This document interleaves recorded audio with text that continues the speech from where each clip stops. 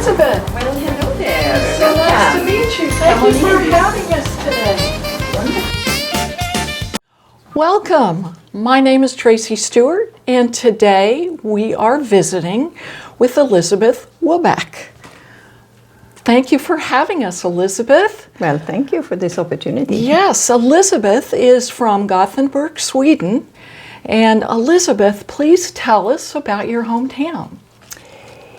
Gothenburg was always a shipping town from the 1700s. We had the East Indian Company that went every month, long journeys to China, got spices, got silk, got everything. Very bad weather. We have the North Sea right in front of us, and all the shipping had to be done according to the weather. Right. We don't have as much. We're a little bit in the south of Sweden, but so we didn't have much snow. We had ice, very cold, lots of wind. You become an ice skater rather than a skier when you live there. That was fine. Later on, it became the place where you repaired the ships. And nowadays, all of those places are gone somewhere else in Sweden. So now it's fashionable to have a restaurant or a little hotel or something in that area. So it has changed a lot. Okay, so you were an ice skater, not a skier. Yeah, okay. Figure skater. Okay, wonderful, wonderful. So did you start ice skating at what age? Very young, but I know from my diary that I had from those years that I got my first figure skating skates. Okay. When I was 11. Okay. And they were white leather, and you know they are tall, they protect your ankles. Right. So so I always kept that up. Okay, that's wonderful. So are you still skating today? No, my ankles couldn't handle it. So what age do you start school in Sweden? At 7. Okay. In those days. We didn't have kindergarten in our school at that time. My birthday is in February, so you can either then start school early or late. So my parents, for some reason, I don't think I was that smart, but they put me in early. So I started when I was only 6. And later on, 4th and 6th grade, they found out that there's a school that where you can study those 2 years together. So they put me there. So now I'm 2 years younger than everybody else. I don't know if that's good or bad, but it was kind of interesting at the time. Yeah, kind of awkward, I would guess, for you. Yes. Yes, okay. So, and then I went to high school, which is a little bit more than high school here, and then accounting school. Okay, so you went, when you graduated high school, you went on to accounting school. Yeah. So that was really like a career path Yes. In those days for you. Oh, that's wonderful. So Elizabeth, did you live, when you were growing up, did you live in a house or an apartment in Gothenburg? We lived in, I think that I was born in that house. It was a row house attached, we were the next to last one. It was 3-story. Oh, wow. And there were other similar houses attached on the sides. It was the most modern. It was built in the most outlying area of the city of Gothenburg, which is a very old city. So this was super modern. It had the laundry facilities in the basement, and you had to carry everything up to the 3rd floor to dry. So I don't know who designed the house, but anyway, had no refrigerator. It had a closet in the kitchen that was open to the outside, and it was always cold enough to keep everything cold. Oh. But in those days, you bought your milk every day, you bought your bread every day, you bought your meat every day, and so you didn't really need a refrigerator. And by the time my parents put in a refrigerator, it was small, it was like an apartment size, it was miniature. Right. But it was a small improvement. Lots of bedrooms. We were 4 children. And the 4th came 10 years later than I did. So she was like the end of it, end of this child story. But the first 3, we were 18 months apart. I had a sister. I was number 2. And then a brother. Okay, nice. So you had a nice mixture of growing up of boys' stuff and girls' stuff going on in your house. And did you play a lot of games together? Or? No, we were not that similar. My sister and I are very different. I am more friend-oriented, and she was very study-oriented. And my brother did his thing with the boys, I suppose you could say. We did spend the summers at the summer house, and we used to have to take our bikes, took a whole day to bicycle out there. Oh, wow. Same as going to school. I don't know, in those days parents would let us just go to school. Nobody ever walked with us. Nobody took us out to the country house. We wanted a bike, we had to go there on the bike. No kidding. So how far was that? It took a whole day to bike, so I don't know how far it Wow, is. well that's several miles. So, Yeah. Oh, yeah. So were Oh, your yeah. parents biking with you, or? No, they took the car with They all took the the car. supplies. Oh, wow. Yeah. Oh, what fun. Well, what freedom. Yeah. That would never happen today, would it? No, it wouldn't happen today. Probably anywhere. But it teaches Yeah. you self-reliance. Yeah, okay. Yeah. Ooh, sweet times. Yeah, yeah. Somewhere along the lines here, you met your husband, right? Yes. How did you meet your husband? Well, when I was a teenager, I think I was about 17 when I met him, yes. There was dances on Saturday afternoons at the Anglo-Swedish Society. And I met him there. And he was there with a friend. He asked me out for coffee. And in those days, I was 17, but I had to call my parents to ask permission to come home a little bit later. So that's the way things were. Right. Yeah. Right. So you met for coffee, and were you smitten right away, or? I probably was, yes. Okay. But it took some time. I still had schooling to do. Right. He had parents in other countries, so he went occasionally to visit them and stay for a while. So in 5 years later, when I had just turned 22, he and I decided we were going to get married. Okay. And that's when we came on the honeymoon to the United States. All right. So you were doing accounting before you got married? Yes, for 3 years. Okay. So what kind of work were you doing? What company? It was a company from the northern part of Sweden that made paper products. Okay. And their office was in Gothenburg. Perfect. Yeah. All right. And I was hired out of school. They found me in school. Oh, wonderful. And they hired me there. All right. And did you enjoy working full time and Yes, doing all I that? did. Yeah. All right.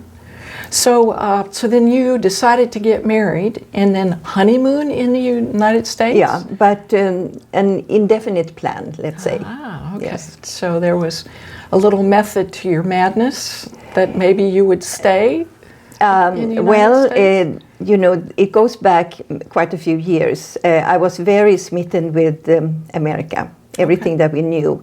In Gothenburg, like most of the major cities, there was the United States Information Service. And you could go and borrow magazines and movies and get information. And I was right there, borrowing everything. Oh, interesting. So he had lived in outside New York in Forest Hills with his mother, who was remarried.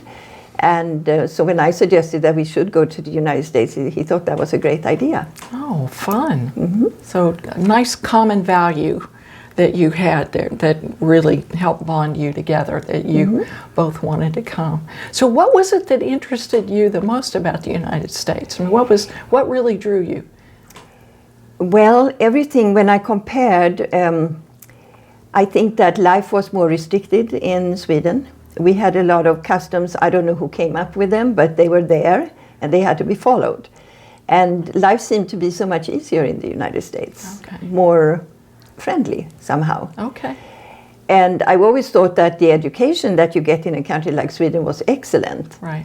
Because you really had to learn everything. And at home, not only in school was very strict, lots of tests, but at home you learned by example. You just follow what your parents did. I don't remember that they ever sat down and said this and that and the other thing. You just followed what they did. So I remember I have a very good example of that, is that later on, when I was widowed, and I lived with my kids in Los Angeles, on weekends when I was not working and the kids had their activities, then I would paint a room in my house every weekend. Well, why did I do that and how did I have the confidence? Well, it was when we were small, and we were in the summer house had to be painted. My father would put a paintbrush in the hand of each one of us. And, okay, let's paint. So that's how you learned. My mother baked every Saturday, everything for the whole week. She sewed our clothes. And so you follow along. Right. So those are the things that I still enjoy. Oh, wonderful. Yes. Wonderful. Okay. All right. So, so you came to the U.S. on your honeymoon. Where did you go for your honeymoon? Well, there was shipping between Gothenburg, Sweden, and New York. So we took the Kungsholm. The Kungsholm during the war had been a luxury liner before, but during the war it had been changed into transporting troops. Right. So there were a lot of bunk beds and that sort of thing. And that was the kind of cabin that we could afford. So you were in So we had beds bunk beds on the your honeymoon. Oh, that's fun. Yeah. And so we were there and we met some very nice people. And then we bought a car. Somebody helped us, somebody that we met who didn't know us from before. And we drove all the way over to Los Angeles. From New York? From New York. Oh, my. Route 66. Oh, no kidding. Yes. Oh, I love that story. That's great. What a great adventure. Yes, it You was. must have really thought you were on the great American adventure. Well, I was. Oh, that's wonderful. So you landed in Los Angeles, and what did you do in Los Angeles? We only stayed over with some friends from Gothenburg that we knew were there. We looked them up, and then we continued to San Francisco. Okay. We had heard great things about San Francisco. I wasn't pleased with the weather, No, yeah. but we stayed there for about a year, and then we were transferred, and one thing led to the other. Okay. Yeah. Oh, that's wonderful. So now you ended up in Guatemala for a period of time, and that's Yes. where your son was born? Yes, exactly. He's 5 years younger than my second daughter. Okay. So, being that we were by this time United States citizens, Okay. we registered him at the consulate. Right. And he does not look like he was born in Guatemala. He's tall and sturdy Right. and sporty, Yeah. and the Viking type, just like Okay. his father. Right, right. Oh, wonderful. So you were widowed while you were living in Guatemala, so you came back to the United States? Yes, with the 3 children. With the 3, and yeah. I brought our housemaid that we had and moved into a duplex that I bought and started all over again. So which part of Los Angeles were you in during this time? We were right on the border of Beverly Hills, Okay.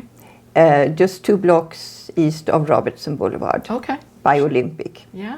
Yeah, for those who are familiar. Yeah. All right. Where that is. All right. So what were you doing? Were you back into accounting while you were Always accounting. always accounting? And what a good profession, because Oh, it doesn't matter your age or your accent or anything. You always get a job. Right. Everybody needs a Yeah. good accountant. And I was not out to make a career because I had too many other responsibilities. But I always had good jobs. Okay. So where did you work? Just give us some examples.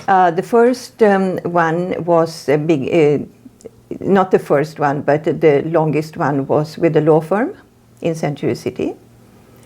And much later later on I lived in Mexico, so I remarried.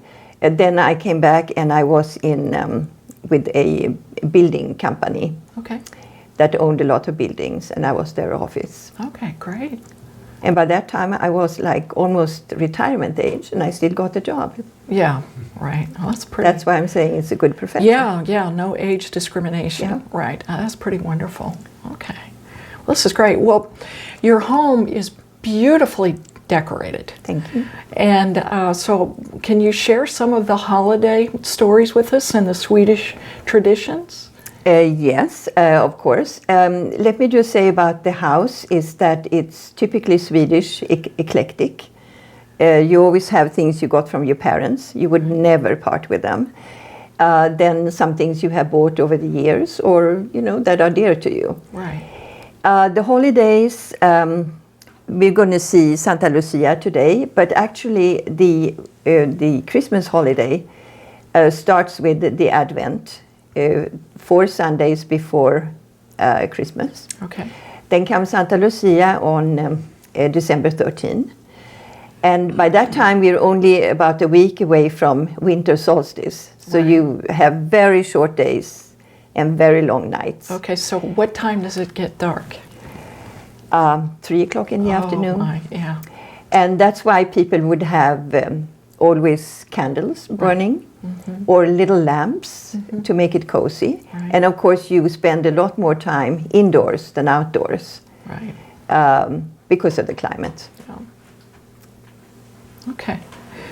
So I know there's a tradition with a lighted crown and some singing. The Swedish. Tell me about that tradition. Swedish. Well, that's tradition. the Santa Lucia. Okay. And the song is, nowadays, of course, it has Swedish words, but it comes from an old Italian song. Okay. And I found that out by a friend from Slovenia who was actually under Italy when she was growing up. Oh, my. And she knew it in Italian. And it's a very old song. Oh, how so it wasn't fun. ours, but So we it wa- adopted it. Okay, so you would. Okay, that's lovely. And what you would do is, this started when people lived together, all generations, grandparents with their kids and their kids. Then the little kids would wear white tunics. I have a little recreation of that over here. Okay. And they would have the lights dangerously on their head in a little crown that was made. Usually the only thing that's green at that time of the year is lingonberry greens. And they would offer coffee and ginger cookies to the grandparents. Oh, lovely. But of course now grandparents don't live with their kids anymore. So Right. now you can do it any time of the day. It doesn't have to be in the morning, you just do the ceremony. Okay. And in Guatemala I had friends who had little kids, so I would make little white shirts for everybody. Oh, no, and they would wonderful. there would be one Santa Lucia and then there would be the Star Boys with their tall hats with little stars on it. That's great. And those parents were delighted to And, say the and least. everyone is still living and not hurt by this tradition, right? We're all here. Yeah, we're all here. Okay. And we all have our hair intact. But it didn't take long before they electrified those lights. And it's the same in the houses. The Christmas tree would Right. have live candles. Right. Very dangerous. There Right. were lots of fires in the old days, but not anymore. Okay, lovely. Well, I see you don't have any lighted No. candles on your Christmas tree here. Okay, That's great. right. Well, this is lovely. Well, I think we're going to change our position here and go over to your lovely table and have you explain some of your beautiful Swedish traditions with us. Very good. All right. So Elizabeth, this table is so elegant and everything is so beautiful. Thank you for pulling this all together for us today. We so appreciate it. And would you please share with us all the meanings behind everything here? Sure. Our Christmas season starts with Advent, the Advent of Christmas. And that's when you have 4 candles. So this year it happens to be December 2nd. The first Sunday before Advent, you light 1 candle. Second Sunday, you light 2. So now there are different sizes. Third Sunday, 3, and so on and so forth. So that's that. In the meantime, we have Santa Lucia. That's what I have sort of decorated for today. And you dress a beautiful little girl in a white sheet with little lace on it, and she has this crown with the candles. And she serves all these things. The first thing that we serve, unless it's the morning, is the glögg, which is red wine that is has been steaming with cloves and cardamom and cinnamon, a cinnamon stick. And you serve it hot in these little glasses. And why you need the little spoon is that you are supposed to put some raisins and a lot of these things, of course, have to do with the weather because it's very cold. So, when you have red wine, and some people actually put some aquavit in it, you warm in instantly. It just takes over your whole body. So people love this. You put some raisins in it, you put some almonds in it, and you drink it very carefully.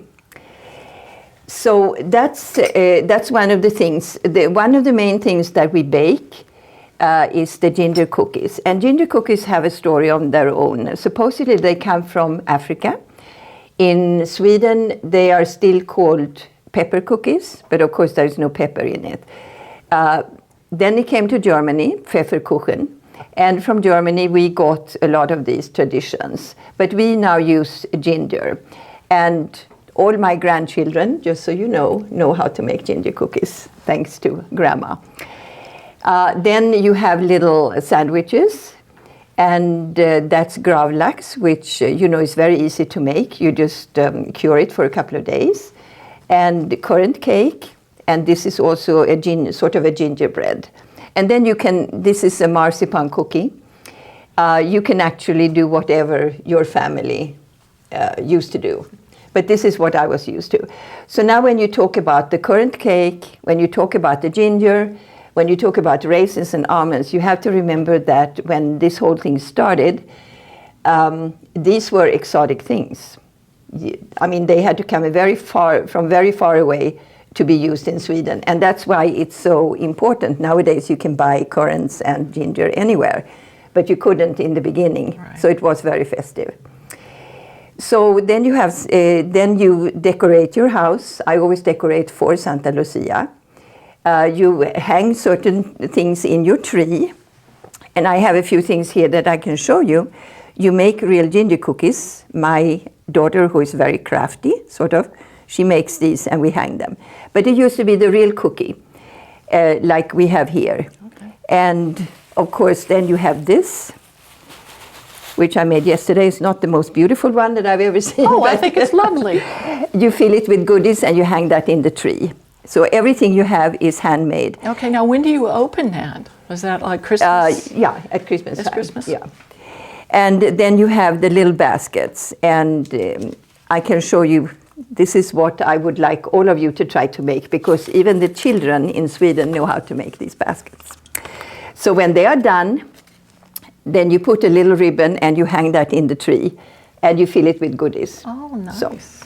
So those are the traditional things. You can serve after the glögg, you can serve your tea, and you eat, and you have your candles. It's very dark.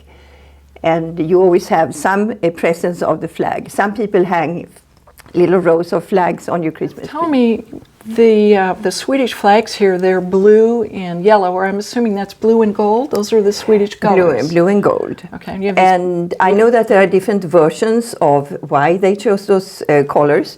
That it was the sky and the sun. We don't see that a lot in Sweden, so I don't believe that one. Then I found out from my sister that I've discussed a few things with lately, that it comes from actually the coat of arms. It has a navy blue background. It's a little darker than this, and it has 3 crowns in gold. Okay. So we'll go with that version. But anyway, it's fun to have. The cross stands for Christianity. Okay. And the flag is always used, and you are very careful with it. It used to be, before things changed in the world, that you would have a special flag that you hung on your flagpole at your house that showed that you were not home. And the rectangular flag is when you're home. Okay. But you don't announce when you're not home anymore. Not anymore. So okay. I don't think people use that. Right.